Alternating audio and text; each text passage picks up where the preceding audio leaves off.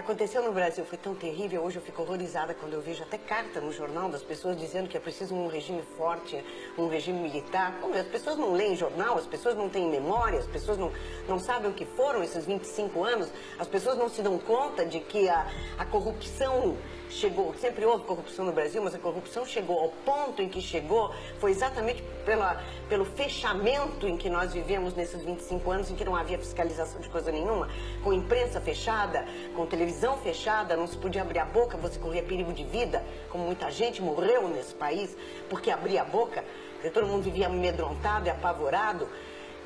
E o que nós estamos vivendo hoje é, em grande parte, consequência desse período. Como é que alguém pode pensar, para mim, é, antes de mais nada, uma demonstração enorme de ignorância. É ignorar o que aconteceu ou de interesse por corrupção, realmente, né?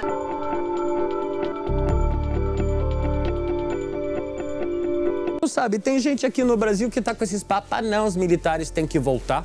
Imagina, isso é uma coisa que aconteceu há menos de 10 anos atrás, a gente já tinha militar no poder. Será que esse povo esqueceu? Sabe, será que eles esqueceram? Será que nós esquecemos? Sabe, como é ruim não ter liberdade?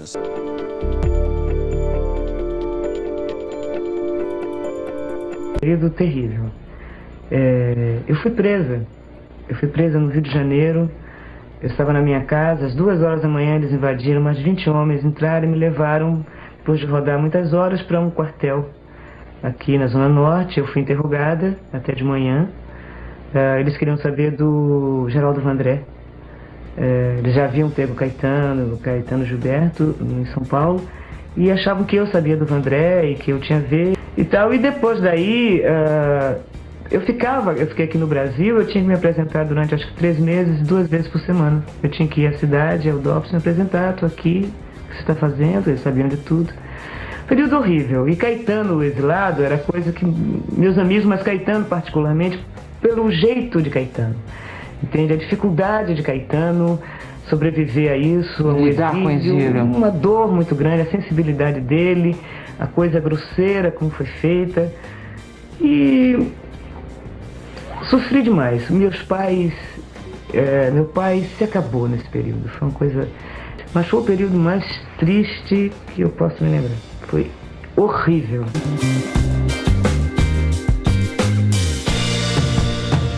Eu queria que você abrisse o jogo um pouco, viu, Raul? Falasse um pouco daquela barra que você passou, que a gente sabe que você passou e que pouca gente, acho que o público não conhece muito bem.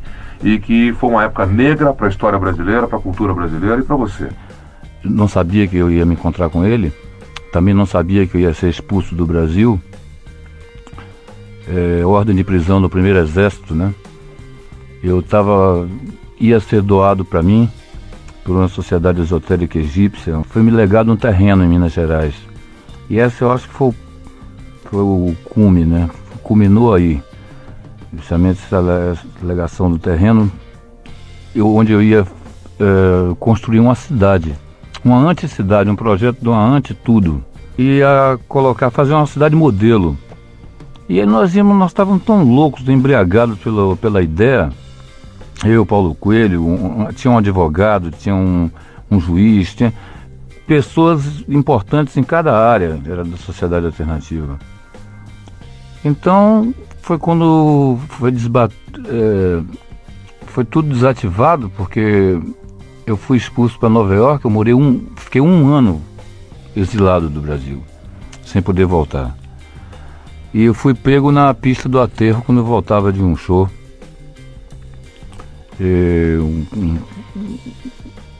O carro da DOPS barrou o meu táxi, né? Atravessou o táxi e eu fiquei nu com uma carapuça preta na cabeça. Fui para um lugar, se não me engano, acho que foi Realengo. Eu sinto que foi por ali, Realengo, um lugar subterrâneo onde tinha limo. Eu me lembro que eu tateava as paredes e tinha limo e vinham 5 caras me interrogar. Tinha um bonzinho, tinha um outro bruto que me dava murro, outro que dava choque elétrico em lugares particulares e tudo. E eu fiquei 3 dias lá.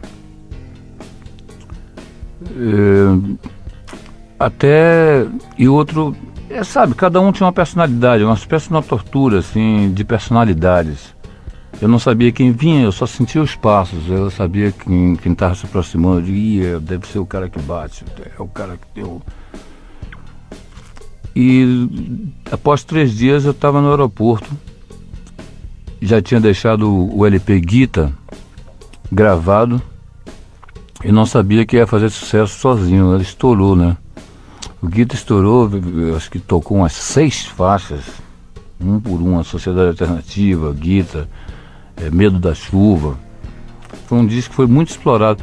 E então eu estava lá nos Estados Unidos, já tinha encontrado com o John Lennon, já tinha corrido o país, eu era casado com uma americana na época. Quando veio o consulado brasileiro e bateu na porta do meu apartamento, quase em dezembro de 74, né? Bateu na porta dizendo que eu já podia voltar, que o Brasil me chamava e que eu já era patrimônio nacional e estava vendendo disco. Cinicamente o cara falou assim, eu voltei, né? Estava com muita saudade. Voltei para o Brasil e encontrei o disco estourado aqui, o Guita. Foi mais ou menos assim que eu passei aquele ano em 74, mas tudo bem, eu me refiz, eu não fiquei com, graças a Deus, não fiquei com trauma psicológico nenhum.